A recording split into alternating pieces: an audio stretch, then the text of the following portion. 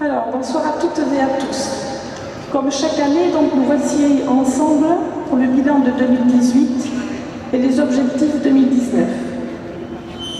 2018 a été une année riche d'événements particuliers pour notre commune. Nous avons accompagné 2 familles pour la célébration de leur anniversaire de mariage. Je voudrais donc à nouveau féliciter publiquement Monsieur et Madame Hitton, Claude et Micheline pour leurs noces de diamant, 60 ans de mariage, et Monsieur et Madame Lavie, Arnaud et Nénette pour leurs noces d'albâtre, 75 ans de mariage.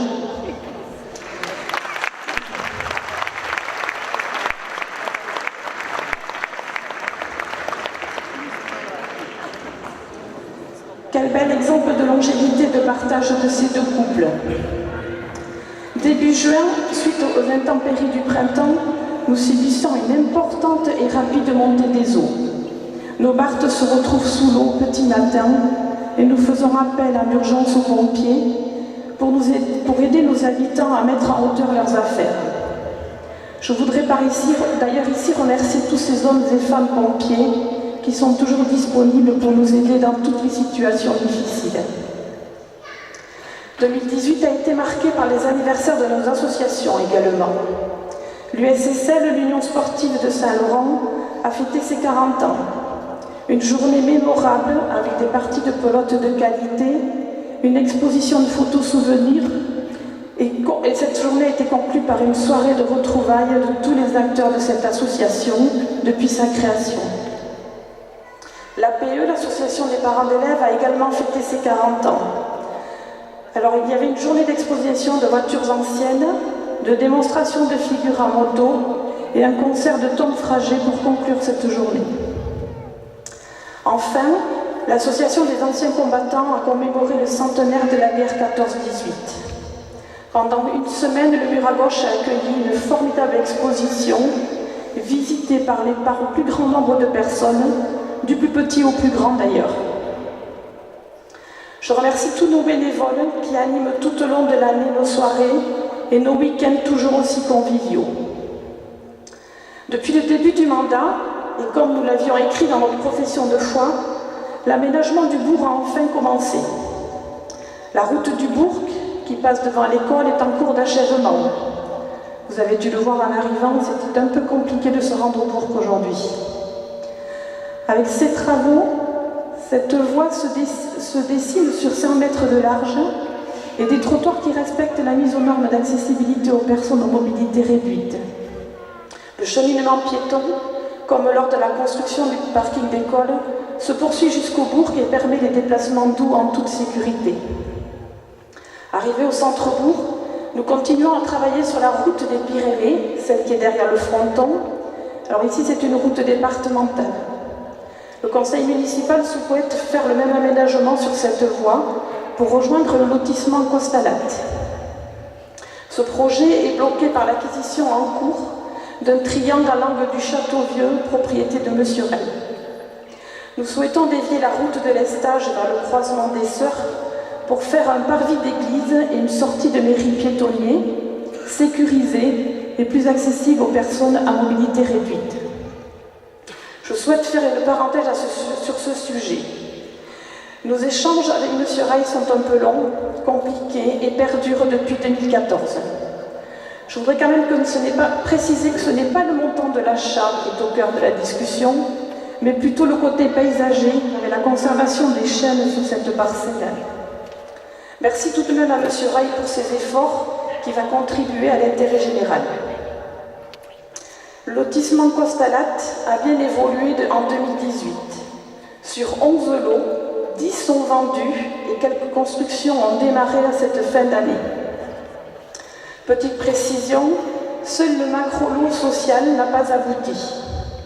En effet, malgré le travail très sérieux et respectueux de nos demandes, le projet projeté par HSA, Habitat Sud-Atlantique, est un produit de qualité pour la réalisation de 5 maisons en accession à la propriété, mais ne semblait pas adapté au potentiel acquéreur de notre village. Nous allons donc mettre en vente 2 nouveaux lots à cet emplacement réservé. Je remercie par ici les organismes sociaux, le COL, HSA, XLS Habitat, qui travaillent à nos côtés par le biais de la communauté de communes du Seignance pour rendre le logement accessible au plus grand nombre de nos citoyens. Après avoir balayé 2018, je vais vous parler des sujets et projets pour l'avenir de Saint-Laurent-de-Gosse. En effet, la commission Petite Enfance travaille depuis un an sur la création d'une micro-crèche. Donc Madame Anne Mandou, représentante de l'association Le Monde de Hainaut, qui est ici avec nous, porte un projet abouti et ambitieux pour la création d'une structure d'accueil de 10 berceaux pour la commune de Saint-Laurent. Cette proposition, nous avons voulu en faire un projet de territoire. Nous l'avons donc élargi aux 5 communes du Seignance qui ne possèdent pas ce service. Dans un premier temps, nous avons travaillé donc avec Biarrotte, Saint-Barthélemy, Biodos et Saint-André. À ce jour, nous travaillons avec les communes de Biodos et Saint-André intéressées par ce projet et attendons le retour du questionnaire de la CAF, Caisse d'allocation familiale, pour connaître les besoins réels de chaque commune. Alors pour parler de la micro-crèche, par définition, c'est une structure privée. Le conseil municipal et Madame Alebandou donc souhaitent construire ce projet ensemble et serait notamment subventionné par les collectivités locales. De ce fait, le prix pour l'accueil de nos petits serait plus accessible à toutes les familles. Le deuxième point concerne le départ de M. Antoine Cal, notre boulanger. Malheureusement, notre seul commerce du bourg disparaît. Nous allons rechercher d'autres services à vous proposer. Je voudrais remercier ici tous nos partenaires, Sitcom pour l'enlèvement des ordures ménagères, SIDEC, syndicat d'électrification, EMA, Haut-Marraine Marancin Adour, l'ancien SIBVA, conseil départemental, les services de l'État qui nous accompagnent et nous soutiennent dans tous nos projets. Une parenthèse pour la communauté de communes du Seignance. Merci à tous les agents et pour leur disponibilité, leur aide et leur expertise lors de nos différentes demandes. Merci à mes collègues maires et vice-présidents pour leur compréhension, leur sincérité et notre entente autour de divers dossiers. Je ne peux que regretter le manque de participation avec la politique de la chaise vide des représentants de la commune du Tarnos qui paralyse toutes les avancées de la communauté de communes. Je remercie la communauté donc pour les aides à hauteur cette année de 528 000 € pour la réalisation de la route du bourg, la prise en charge des travaux de nos routes devenues communautaires, c'est-à-dire celle de Bellevue qui va vers Biodos et celle du bord de la Dour avec la réparation de la digue de Bassebène qui a été abîmée lors des inondations.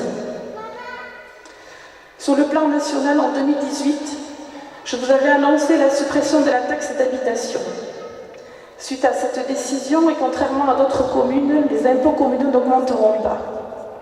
Cette opération va dans le sens de la principale revendication du mouvement des Gilets jaunes. Une crise qui perdure et plonge notre pays dans une situation très complexe. Les propositions du gouvernement jugées insuffisantes n'ont toujours pas enrayé ce mouvement.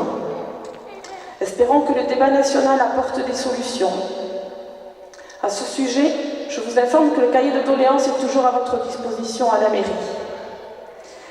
Afin de terminer, je remercie notre personnel communal pour leur sérieux et leur dévouement, ainsi que mes collègues élus pour leur participation, leur implication, leur sens du service public, leurs débats, leurs assiduités depuis le début du mandat.